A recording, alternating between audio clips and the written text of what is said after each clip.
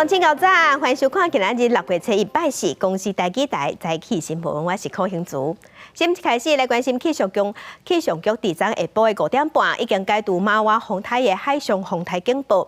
严格气象局是提醒讲，今仔日伫北部的山区也是会落雨，若海边的风影共款嘛真大。西部今仔日会透大风，会一直影响到拜五。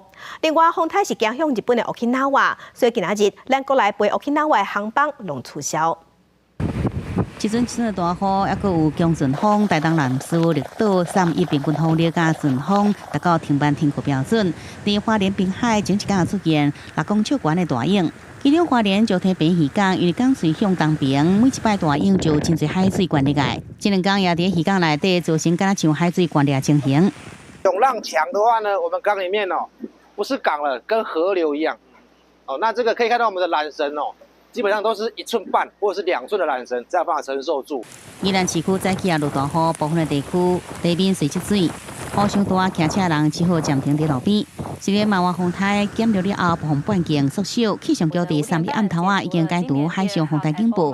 也毋过2天以来，宜兰县大同乡的翠峰湖累积雨量已经超过300毫米。6月7日，北部山区也有明显的落雨。明天周4在北部山区还是要留意大雨的情形，而在北部以及东北部山区这几天都有比较明显的降雨，那已经都有一些局部的豪雨出现，也提醒大家，如果前往这些山区活动的话，留意坍方落石的情形。6月7日，台湾各地依然受到风台外围环流影响，气象局继续发布强风特报。台南到苗栗沿海空旷所在，也有机会有9级到10级强阵风。一直到拜六，东北部海边甲猫做海域的海象拢无好，提醒民众避免到海边活动。记者综合报道。再来关心天气，今仔日受风台外围环流的影响，北部恐惊会上局部大雨，而且佫会透强阵风，同齐来看风台的动态。风台马娃伫今仔日半暝啊，已经转做轻度的风台，伊是继续向北东行。今仔日北部的海面、东部的海面，还有巴士海峡，风雨拢会真大，所以渔船啊、客轮若是有要过，都要特别小心。虽然气象局已经解除海上风台警报，也毋过受风台外围环流的影响，今仔日咱的北部嘛是共款会落局部大雨，而且爱细致溪水会向涨起来，山区嘛有可能会落石头。温度的方面，今仔日的日时温度有下降的，北部温度是25度至28度，其他所在是25度至33度。啊，若伫中华以南沿海较宽的所在，爱设置9级至10级的强阵风。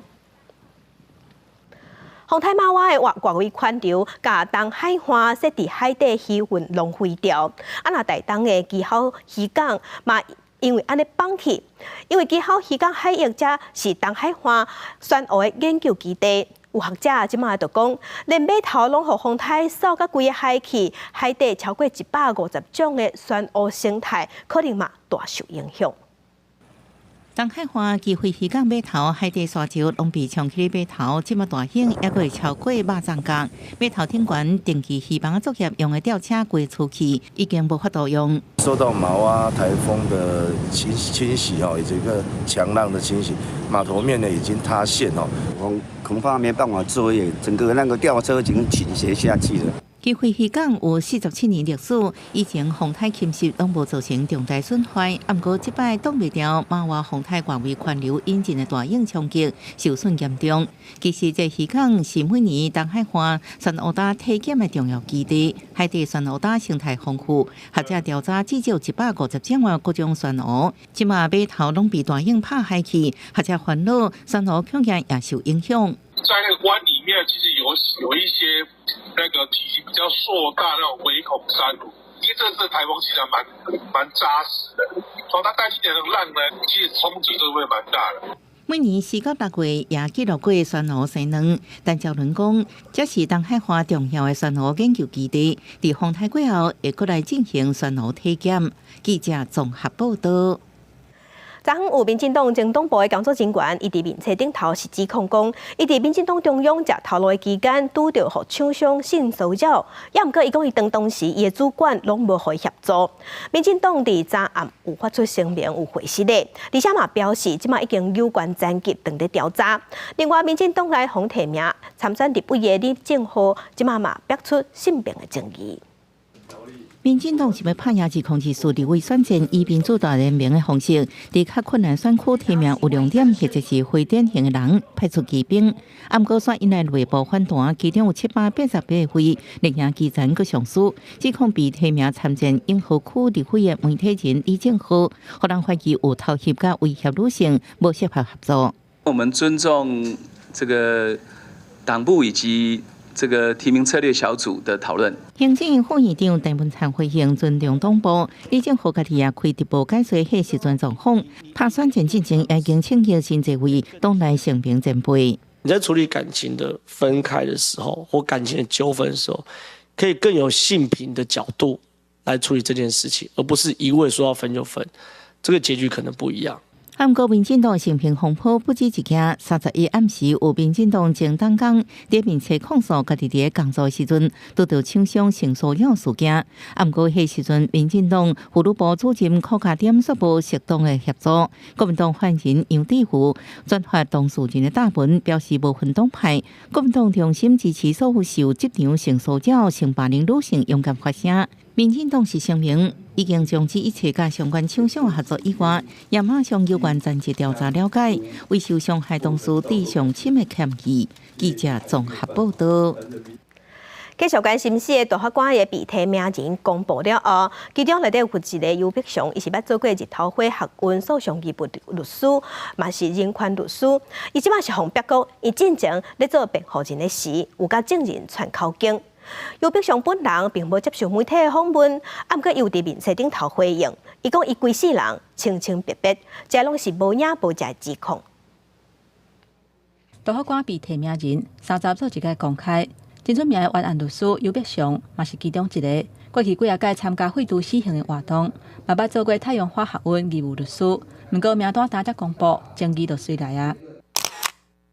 云林地方法院法官康树正在人面册抛出判决书，讲2005年伊审理云林分化路食钱案，尤碧祥正做被告的辩护人，涉嫌串证。事先私底下接触证人，甲被告还佫有证人做伙串口径，证人出庭作证的时阵，在笔记簿啊内底记录的，甚至甲结盟的内容同款。这个案件的公诉检察官蔡启文嘛讲出迄当初的过程。证人讲完才讲2-3句话而已，他自己就马上违背程序跳起来讲说：“证人那个我绝对没有叫证人说什么不是真实的话。”我认为光是以这样子个案的一个心虚表现我认为说他的品格就是有蛮大的瑕疵的。大法官徛伫权力冲突的核心，做出法学价值的判断。蔡启文认为讲，尤碧祥有品格问题，并无适合都连力赢因家己的人。嘛那像出现无共款的声音，无挺蔡总统提名人选。立委苏治芬转达普文，讲尤碧祥甲证人做伪证，互提名做大法官，实在是不可思议。立法院在审查大法官的公听会跟审查，包含说质询的程序，都是真刀真枪、即问即答的。我相信他们自己都应该理解，他们会面对到什么样的考验，才可以胜任这个职务。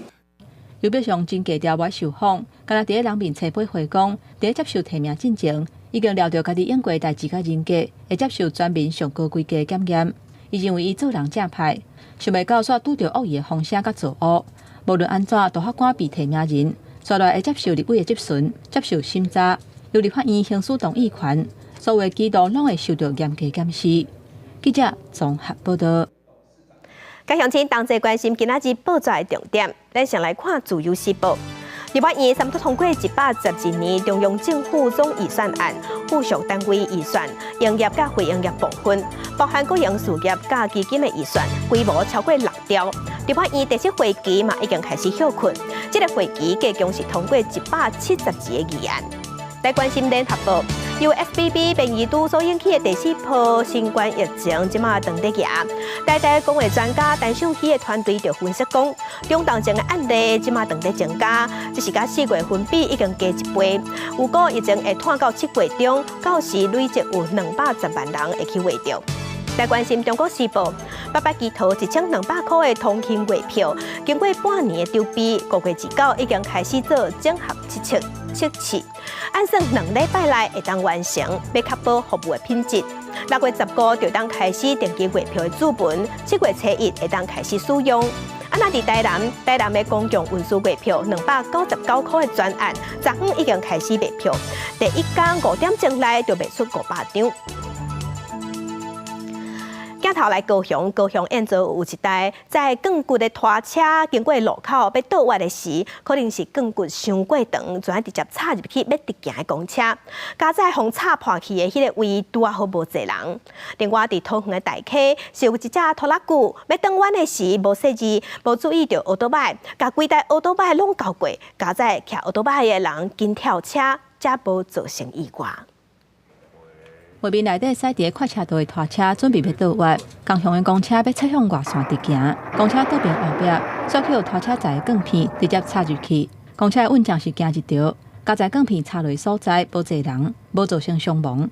保护一个，就公车伫这边，迄只拖车伫这边，拄规个路拢袂行的。道路交通安全规则当中，拖车载物件的长度。为拖车第5链中心线到载物件上头前的距离，袂当超过1公尺；为车件链内中心线到载物件上后壁的距离，袂当超过3公尺等等的规范。这只起诉的拖车载杠片若像有11公尺长，若是确定有违规超过长度，就会裁罚，可处新台币3000元以上18000元以下罚款。详细肇事原因仍需深入调查。拖板车它除了要左转之外，另外它尤其是它的车身，如果说今天不是车身的问题的话，我相信这个应该是可以避免的。修理车的费用，公车业者会向拖车来要求赔偿。大只车视线死角，较会造成行车的意外。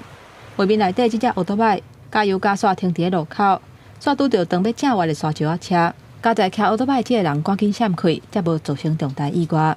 我也看不到，因为它有4叉啦。嘿，因为你刚好转弯嘛，他根本看不到机车，因为它高度高嘛。警方表示，车伫转弯的时阵，前后链会产生内轮差，尤其是营业用的拖车，大部分后壁拢有挂车架，车身超过12米长，内轮差的范围相对搁较大。建议民众都要保持距离，或者是持喇叭来警示。记者综合报道。国际新闻来关心，坐飞机进前行李爱磅重，这是正常的程序。那即马纽西兰航空是按算连旅客的体重嘛爱磅。5月29到7月初2，伊是计划要磅1万的乘客体重来做飞机跟有平衡的调整。要毋过这一项调查即马是先采主观性的，所以磅出来体重嘛未公开。除了手关行李乘客也骑起哩7磅体重，纽西兰航空公司最近启动一项特殊调查，为5月29到7月初2鼓励为奥克兰国际机场坐飞机旅客磅体重，有乘客感觉真意外。Actually, I surprised. Find it a bit discriminating, but insulting, to be honest.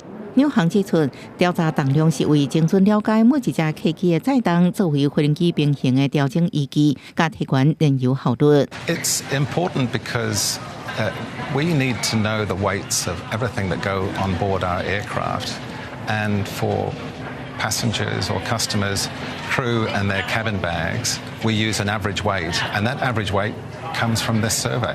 纽航是国营航空公司，疫情进前每年运用超过1700万人次，每礼拜有3400个航班。根据纽西兰民航局规定，航空公司应用当局的标准体重，或者是定期调查平均体重，作为飞行时阵的依据。You stand on this one, and the team will get you to put your bags on this one, and on this side here we've got a laptop, and the weights are captured, and then you're good to go. 纽航捌伫2021年对国内线班机的乘客磅体重，即马疫情等好，准备统计一般的旅客体重。不过也强调，这调查是主观性质，也用无出名的方式收集数据，工作人员甲乘客拢未看到资料。公司新闻陈慧仁报道。美国的印太司令部有公布一段上新的影片，伊是指控中国的战机伫南海的空隙，甲美国的军机砸落来。那这件代志发生的前一天，中国才拄拒绝美国有建议讲，想要甲中国的国防部长伫新加坡会谈见面这件代志。即马美国佮甲影片公开，即马代表美中的关系真正是有紧张。画面内底一架中国歼-16战机，雄雄为正面切过来，飞过飞行机的头前。地属美军这架 RC-135侦察机飞过歼-16的喷射尾流，机身是海甲真大力。美国印太司令部公布这段影片，指出日落美国军机伫南海空域飞行的时阵，去互中国军机拦截，而且做出非必要起事的举动，双方离差不多121公尺尔，根本就无咧要意会安。美军强调讲，这是照国际法例行性通过。事实上，去年12月份，中国战机甲美军RC-135才伫南海发生类似的事件。伊当阵美军无法度，就要赶紧闪开，才袂烧弄。学者分析，美中伫南海竞争已经真久，这个事件可能嘛甲拜6礼拜就要举行的香格里拉对话有关系。国他会希望的就是塑造出中国，它是一个会去破坏当地秩序的一个角色。在这个香格里拉会议之前，是让各国有一个共同的共识，对中国有更多的一个，你要说挞伐也可以。因为前一天中国才拒绝美国国防部长伫咧香格里拉期间进行双边的对话，外界分析可能是北京不满中国国防部长李尚福去互美国制裁，嘛互美中的关系恢复受到阻挡。白宫表示，军事对话也是真重要。Military conversation is obviously critical to avoid any misunderstandings or certainly avoid what we see as competition. 目前南海情势愈来愈紧张，菲律宾海防队29宣布，为6月初1至初7，会伫马尼拉湾出海口，甲美国海岸防卫队、甲日本海上保安厅头一届举办3国海防部队联合演习，希望强化警备能力，应对中国的挑战。记者综合报道。来看美国画图晶片的大公司辉达，因的股票价值30时是冲到美金406块。那即马市面的价值已经冲破美金1兆，是加做美国股市有史以来第7间价值超过1兆的公司，也是半导体产业头一间股票价值冲破美金1兆的企业。美国纽约股市在毛种树纪念日假期了后，头一个交易日，国际危机即要到啊，股票为阿震荡。晶片大厂辉达却是伫开发新超级电脑，甲 WPP 以及软体银行合作新的 AI 联名，以及截至7月底进前的销售，远远超过华丽龟预期5成以上等一连串好消息的激励之下，股价伫早盘就徛上406块一角美金的价位，期待冲过1兆的美金。甲苹果、微软、亚马逊、Google 这母公司、阿法贝尔这企业，拢进入1兆美金的名单内，速度之紧，互分析师感觉真意外。So I've been doing this job over 15 years. I've never seen at least a near-term beat quite of that scale, especially for a company that is as large as NVIDIA is. And like, frankly, when I saw that number, I had to look at it twice. It didn't really register in my brain the first time. That's how big the number was relative to where expectations were. I think. 台湾的美国籍的企业家黄仁勋30年前伫加州硅谷创办的辉达，专攻 3D 电脑画图 GPU。去年11月 ChatGPT 推出以来，辉达一粒爱4万块美金的超快速晶片 H100， 就将做建构 AI 系统的关键。特斯拉创办人马斯克伫华尔街日报的专访官宣称讲 ，H100 根本比毒品还较歹买。马斯克为了打造新的 AI 公司 XAI， 有时去买几若千粒辉达的晶片。We have now reached the tipping point of a new computing era. This new computing model is now enjoyed and embraced by just about every computer company and every cloud company in the world. 尽管 Google、英特尔这大厂也拢伫咧 H 代晶片，市场分析师认为 AI 市场半导体这个大饼，即阵看来辉达是赢的人真上济。公司新闻王慧文编译。镜头来非洲，非洲真侪国家因为民众散车无钱买药啊，若是爱食药啊时，就冒风险去乌市买较俗的仿的药啊，有当时佫会买到假药啊。这药啊，毋若无法度治病，有当时佫会食死人。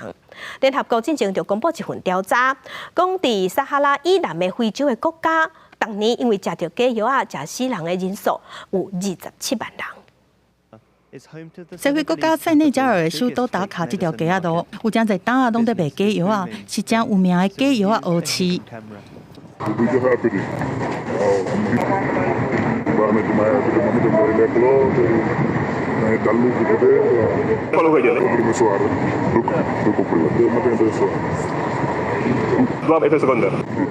大象讲无副作用，但是合格药剂师看伫外包装，就知影这个拢是假的，食了是有可能会无命哦。We've always considered this a deadly trade. They're dealing in death. nothing more. 明明知影食了有可能无命，嘛是有人会买这假药啊，而且佫真济，就是因为合格药品因买袂起。All this is due to poverty. When you can no longer go to the chemist to get the right medicine, you are sometimes forced to go and buy from the black market, and that can create all kinds of problems. 这假药大部分是对中国和印度来的，一寡是对法国和比利时来的。塞内加尔的海关2021年就查到价值410亿非洲法郎的假药啊，去年是查到40亿的非洲法郎。事实上，有这种假药的问题，国家是唔拿塞内加尔。联合国1月公布报告，沙达、伊朗的非洲国家，当年因为卖假药啊、食假药啊死亡的人数是有27万人才多。塞内加尔隔壁的几内亚嘛是一堆假药啊。Open the bags quickly. This bag is yours? No, all that's for my mother. 几内亚政府最近是拼命在掠乌市的药品，而且甲涉嫌卖假药啊药商都移送法办，就是希望会当导正药品的市场，莫阁互假药害死人。国际刑警组织统计，对2017到2021，因伫西非地区就查到600多吨的假药啊，也是无合格的药品。公司新闻徐婉玲编译。今仔日国际上也有啥物大代志？甲乡亲咱同齐来去看世界。咱行政院的经贸办公室即马是表示，台美21世纪贸易倡议按算伫台北时间下暗的10点，会伫美国华府正式签署头一批协定。美国嘛表示，签署了后就当继续协商倡议下底另外的贸易领域。来关心恁，根据《纽约时报》的调查报道，讲有几哪只俄罗斯油轮最近这几个月是透过干扰渗透这款技术，偷偷把油送去中国，这已经违反西方的制裁规定。继续来关心日本的丰田汽车 Toyota， 因是表示，因为人为的疏失、分段环境设定错误，造成215万的日本客户，也有部分国家的客户人客因这个人资料，即马拢会当伫网络顶头公开去查到。互看下迄个时间已经超过10年啊！丰田是有承认治安出问题，嘛讲即马已经在处理。镜头个等下咱国来，咱来关心民众党郭文哲甲红海的郭台铭顶日啊，因有去金门迎圣王活动，拢有去参加。两个人嘛做伙光桥，伫暗时的时，佮同齐去看海。感情遮尔好，外界是咧要讲，敢有可能要合作，同齐出来选正副总统？侯友宜是表示，伊讲伊甲郭台铭的理念真相我，伊嘛相信郭台铭会照品照行，按照约束该支持。动算。甲党团的成员大家大话口号，展现团结的气势，迎接2024年总统大选。国民党总统参选人新北市长侯友宜3日到立法院拜会国民党团，致辞时也向所有立委行礼致意，强调家己更加拍拼。政党做不好，抱歉，政党就轮替，我们来承担，我们一定做得比民进党好。侯友宜竞选办公室6月7日要成立，负责商务工作副市长谢正达、市府副秘书长张其强会请辞专心投入辅选。谢正达的会渴望由前副市长新北市自体甲都市精神中心董事长陈顺敬等来接。而民众党总统参选人郭文哲甲鸿海创办人郭台铭30日邀请出席金门迎圣王的活动。两个人除了斗阵光桥，暗时也做伙去看海，也引发两个人是不是要合作的联想。昨天晚上我都忘记了。我的意思说，人与人之间交往，你知道，君子之交淡如水，我也不用山盟海誓的，平常心就可以。郭文哲讲到家己付出的标准，伊较介意企业界也是中南部的人，而且互保性客观的人选。而国民党总统参选人新北市长侯友宜是讲，相信郭台铭是一位守护中华民国、深化民主自由的人。甲郭台铭双方理念相近，也相信郭台铭会信守承诺支持伊。记者综合报道。那民进党党主席赖清德又发出要打造民主大联盟，伊讲要找下党派人才同齐合作，也不过这是引起民进党内不满。吴怡农就发声，伊认为讲这对民进党长期的发展是造成伤害。那赖清德伫昨昏嘛宣布第一批立委定调人选，是定调前民进党的副秘书长林飞环，也有台北市议员吴派益参选立委，并无进行封杀网庆纸牌妹地家顺。民进党2024立委选举，党主席赖清德是发出打造民主大联盟，但是无党籍的李正浩来合作，佮传出有去定顺假牌名啊郑家顺来参选，引起党内的反弹。要选2摆立委的纵跨台湾联盟理事长吴怡农30日面册讲，民进党敢若是为着选举热度，甘愿放弃含党共济一只阵的少年伙伴，认为讲民主大联盟可能对民进党长期的发展造成伤害。民进党征召本党的优秀人才，民进党非常珍惜年轻的世代，年轻人的未来就是民进党的未来，也是台湾的未来。定调出现争议，党主席赖清德特别伫30日中执会了后，亲自来宣布6个困难选区的名单，并无大家一直讨论的假牌名啊和黄捷。前民进党副秘书长林飞环去出战台北市中山北松山的立委，文山南中正顶调议员王敏生，中间文化5派亦出线。我会尽全力争取最大的支持，一起捍卫这些年来我们一起追求的进步改革的成果，不让台湾走回头路。担任过幕僚，过去这些高压的训练给予我的是踏实的经验，也让我有信心。另外，李北月是参选高雄市第3选区，刘仁照是参选桃园市第5选区，孔世明参选苗栗县第1选区。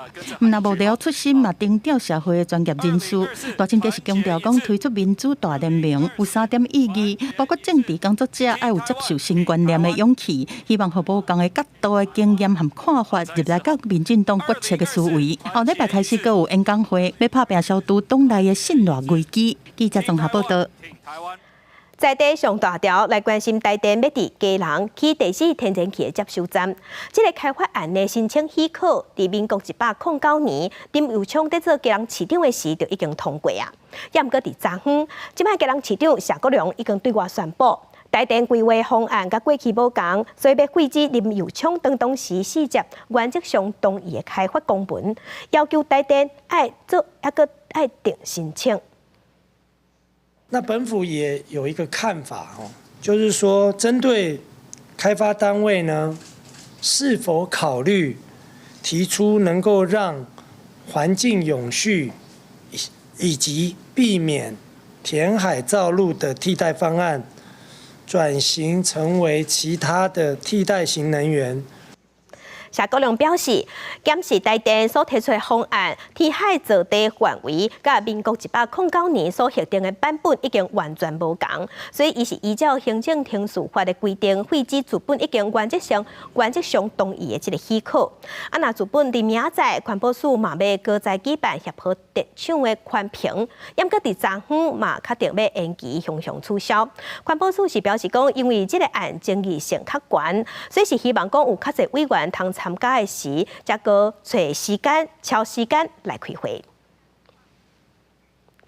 镜头来台南的前经发局长陈凯玲介入供电案备案，检调即马追查了后，有发现讲有一间正出名的供电公司伫台南的7股设供电厂，土地取得的方式有可能是违法的。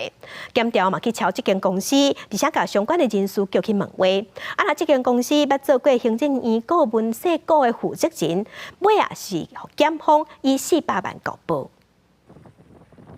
条顶面采一片一片的太阳能光电棒，某一有名的光电业者合资200亿，伫台南的7股设置5个光电案场，开发面积将近300公顷。去年水才动土，政却是表示用地处置敢若技术看似不法，严禁为此30展开大动作的搜查。对于某光电公司等相关46处所执行搜索，并传讯该公司股性负责人及相关涉案人及证人到案厘清案情。把最过行政院顾问的4个负责人问询了后，以400万交保，相关业务5名员工分别以15万甲20万块交保。根据了解，4月中已经予检方起诉前台南经发局长陈凯玲利用这款介入光电开发案提前案件，检方发现涉案业者敢若技术不法处理用地。吴胜辉，为什么在台南这么顺利，可以这么的这个案场这么的大场，就是因为蔡英文的关系。为什么？因为他就是蔡英文小英之友会的会长。国民党民意代表讲，业者甲蔡政府关系密切。民进党议会党团是表示尊重司法，警告民意代表讲，有部分不肖业者以围标引诱手段来竞争。我先做了，那接下去就协调了。无经过地主的同意，就先甲开工了。直接开工啊，路就甲乌了啊，哦，阮啊关门啊就甲拍掉。台南光电的弊案愈查愈大条，民意代表认为检调应该赶紧调查，要偌济光电的用地是不法的处置，也是非法安排问题，还原真相。政府也应该检讨正电的说法，阻止相关的弊端。记者综合报道。去年咱国内诈骗的案件要3万件，那损失的金额是超过60亿，代表讲咱国内诈骗的情形是真严重。行政院即马提出打诈公领1.5，嘛有成立办公室，伫昨下晡揭牌。不过即马连行政院副院长郑文灿拢防指控讲牵涉 IMB 的诈骗风波。面对南洋的指控，郑文灿讲伊已经请律师提出告诉。昨昏伊参加公开活动的时，互问到这个议题，不过伊并无做出正面的回应。原本一开始是要，后面想想不对。讲话是头前后壁拢无共，对金流的交代嘛无清无楚。原来市场的查甫人哄骗，变作诈骗集团的车手，把家己的小号当作人头的洗钱号，走去银行要领一大条钱，还原起疑心通报。那你同学是89年次哦，1300也都可以当你孙子了，你知道吗？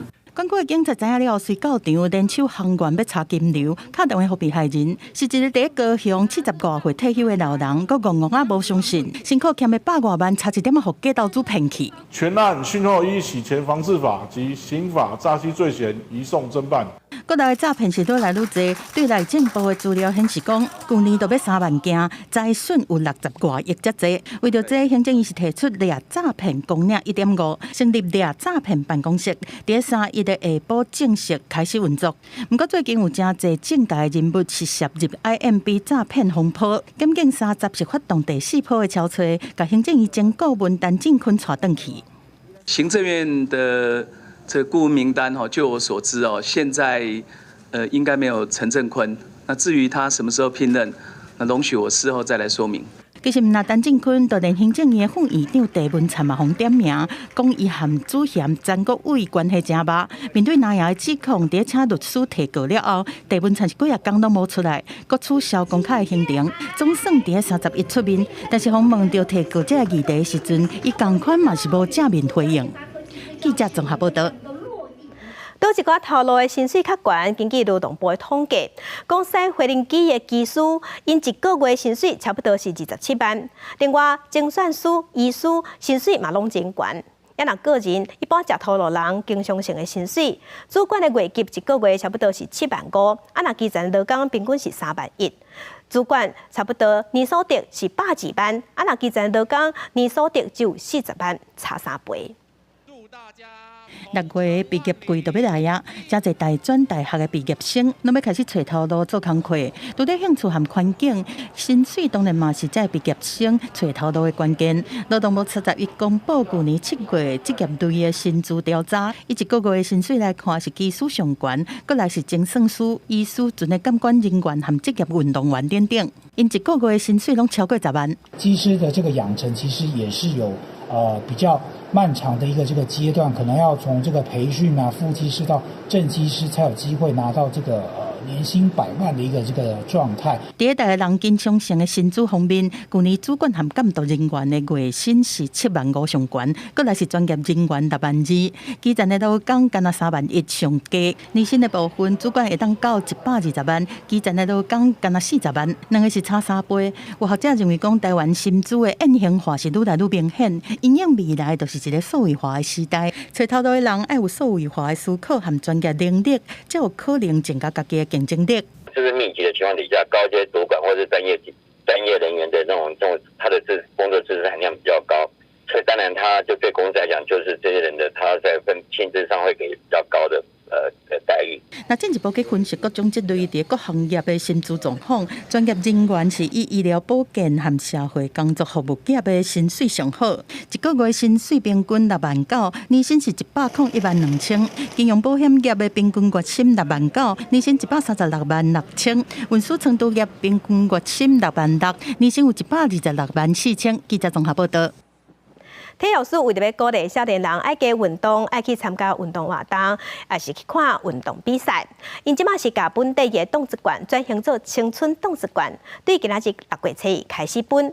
目前是规划逐档会固定分予16岁至22岁的民众，这人拢通领。高雄市即马是打算要搁较踏起哩，去高雄7大运动中心，就当用这500块去换价达1000块的会员资格，而且逐个月搁当参加抽奖。啦啦队活力开场庆祝高雄盐埕运动中心开幕。这座全国第一座结合室内体能3项训练的场所，有真侪新设备，民众会当付钱使用。市府嘛推出着使用青春动资券的优惠活动，全部消费在我们的运动中心里面。那么我们运动中心这一次推出的这个专案，就能够让你获得1个月的这个体适能健身房的这个使用的这个机会。市府表示，用500块青春动资券会当买到叮当2倍价小的健身会员，鼓励少年族群加来使用。青春动资券6月1号开放领取，过来有户籍，年满16到22岁族群拢会当领到500块。领取的方式是透过电子批包，1号当天就会当到青春动资券的官网来申请，点选着随领取了后输入的个人的资料，会当收到 QR code 付款码。使用的时阵，伫实体店面爱用 QR code 付钱，那伫线上的平台就是用付款码，但是结销的时阵，拢爱提供着身份证最后的4码来验证，才会当成功。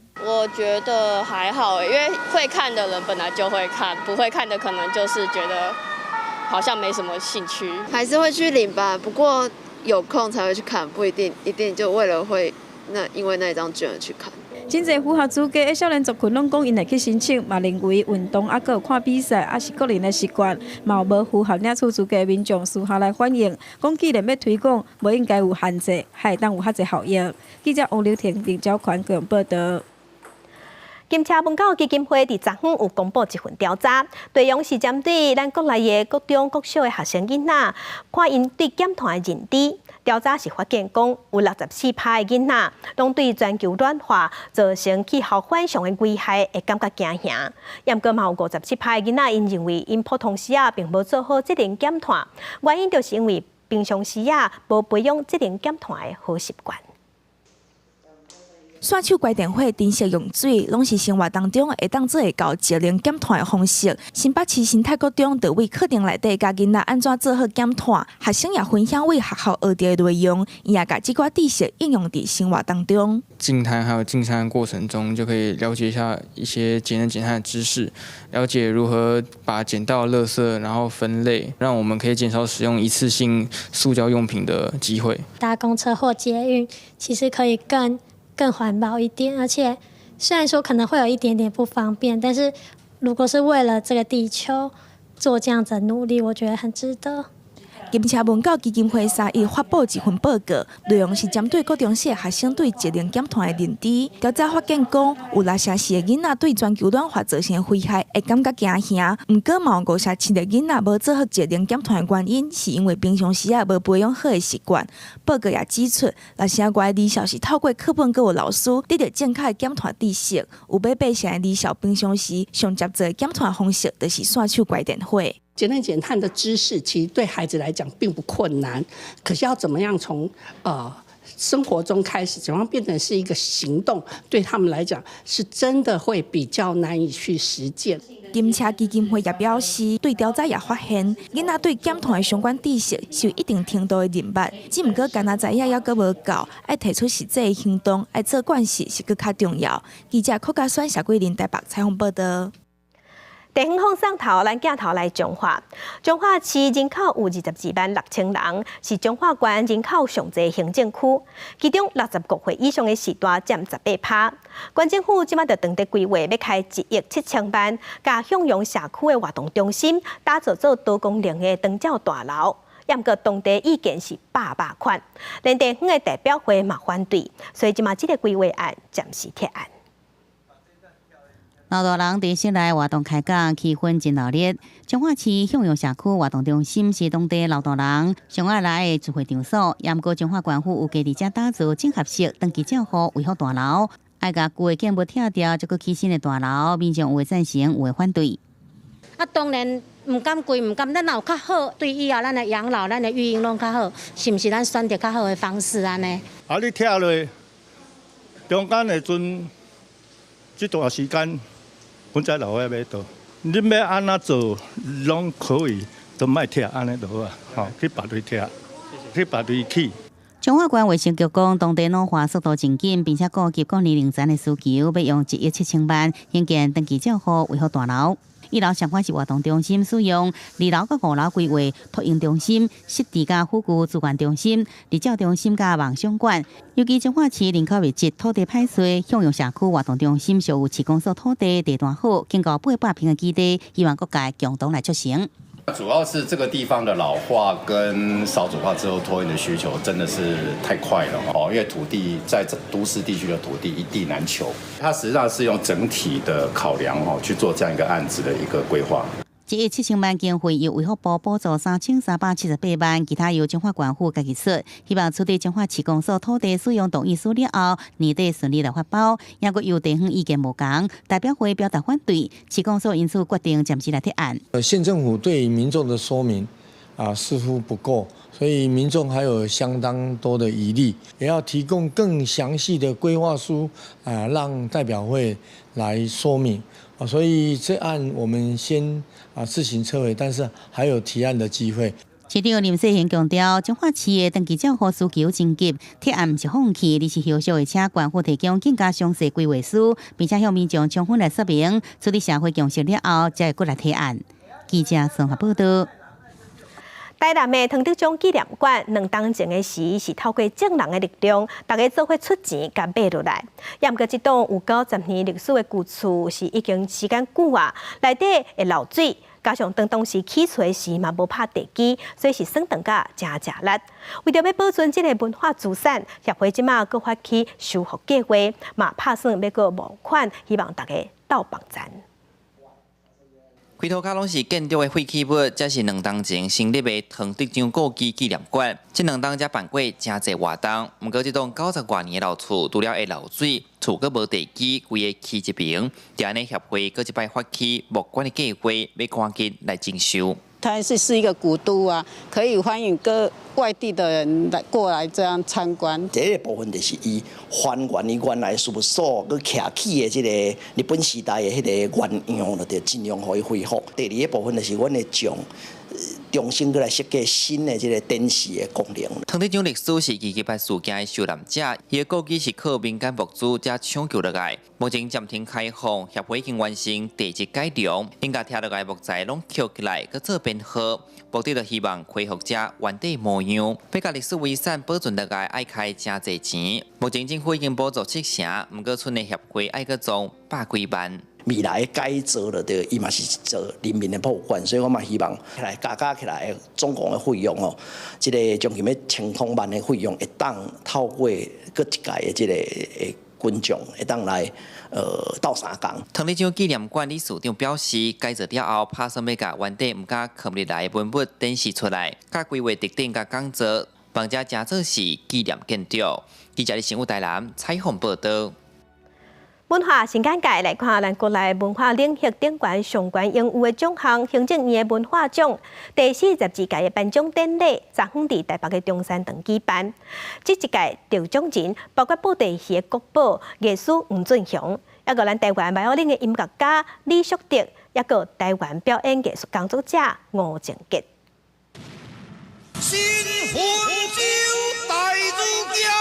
经典布袋戏《分州大儒侠》捌创下收视率90%以上的成绩。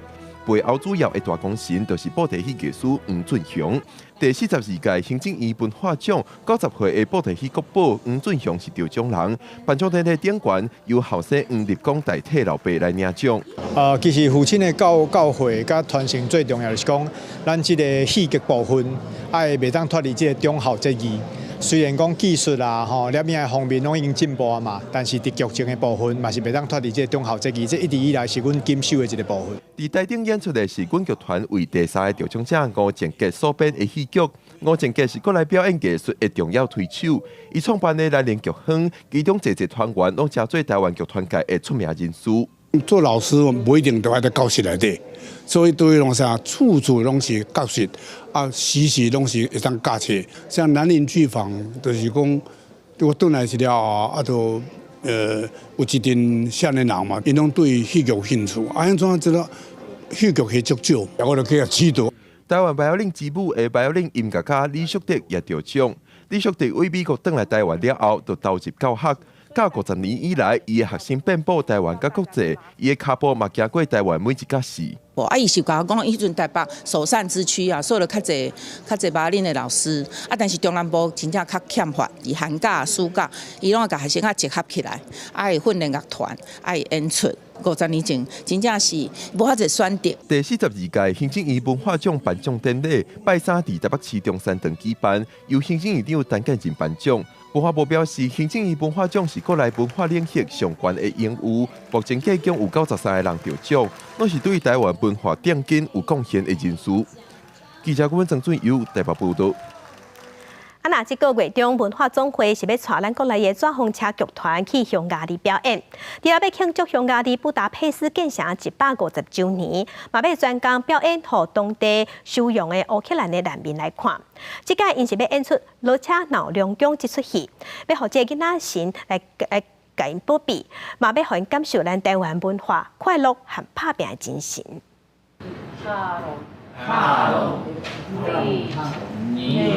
团员认真地学匈牙利话，搁着利用有闲的时间制作演出的布景，就是因为纸风车剧团因要伫咧6月中前往匈牙利去演出，除了要庆祝首都布达佩斯建成150周年，这出戏搁有另外一项重要的目的，就是去安慰当地的乌克兰难民。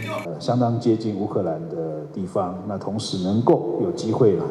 这个能够让乌克兰的难民以及其小朋友来观赏，我觉得这不只是文化作为外交的第2张名片而已啊！我想这其实是展现台湾其实是与世界同在的一个很重要的一个精神啊。目前匈牙利境内也有数十万乌克兰的难民，其中囡仔也占不少。剧团这边专工准备《老车闹龙宫》这出戏，希望透过三太子这尊囡仔神的形象去给安慰。另外，更有准备2000份香花袋要送给这些难民。哪吒也代表了一个小孩子面临那个困境啊的一个奋斗，去给他们的小朋友看看台湾文化的那种欢乐跟奋斗的精神。文化总会表示，纸风车剧团这边的表演结合本地戏、百家将也个北管，除了要把台湾的传统艺术推广到国际，也希望会当透过民间的交流，发挥台湾文化的软实力，让国民外交突破外交困境。记者林秀凯台北采访报道。再去看说，大英博物馆、伦敦大学，也有14个国家100外个学者同齐合作，因是用4年的时间来规划中国稳重的设计特点，透过艺术、流行、报纸，也有家具，甚至是煮食的食材，要让人来了解19世纪变动的时代，大清帝国顶层下层是安怎过日子。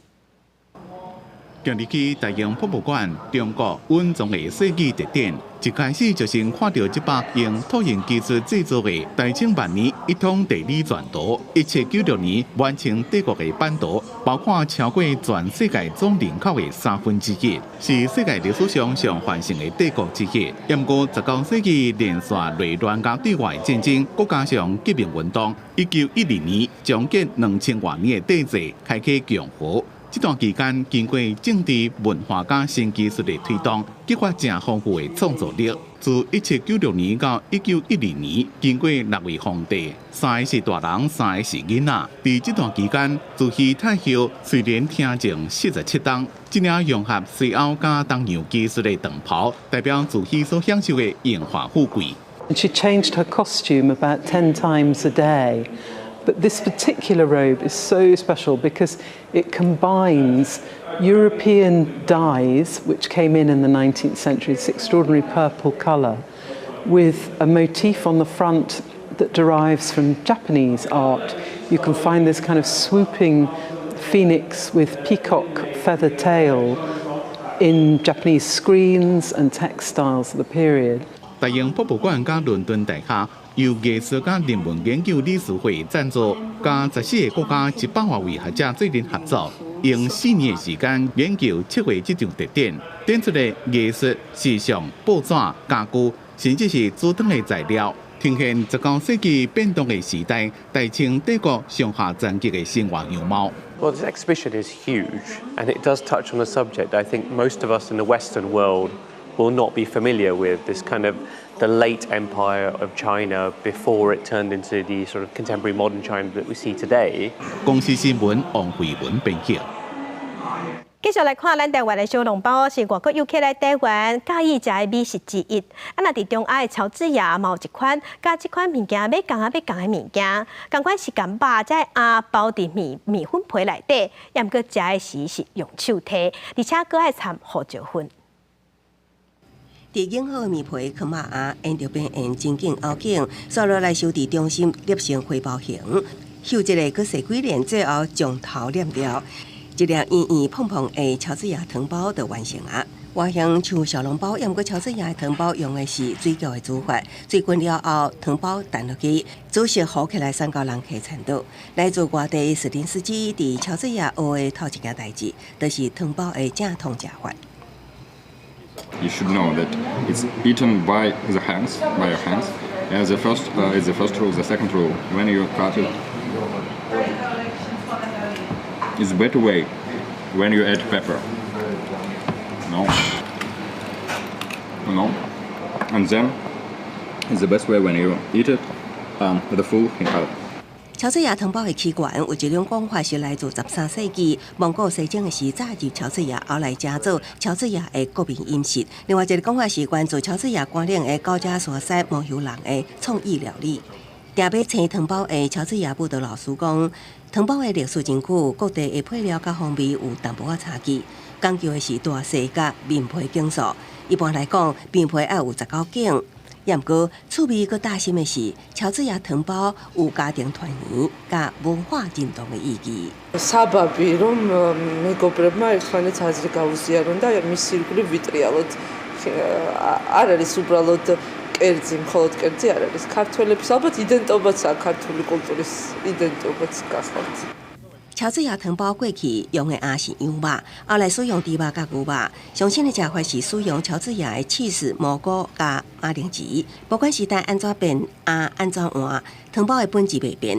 餐桌顶的欢乐时光，和家族的记忆世代传承。公司新闻张淑芬编译。天气报你知，甲乡亲，咱同齐来关心今仔日各地头的温度。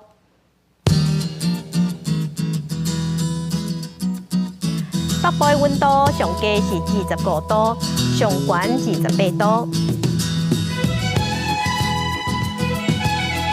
中部的温度上低25度，上悬31度；南部的温度上低25度，上悬33度；东部的温度上低26度，上悬34度。 外岛的温度上低24度，上悬有35度。感谢乡亲收看今仔日的公视台记台早起新闻，乡亲平安顺心，明仔早起9点，咱再会。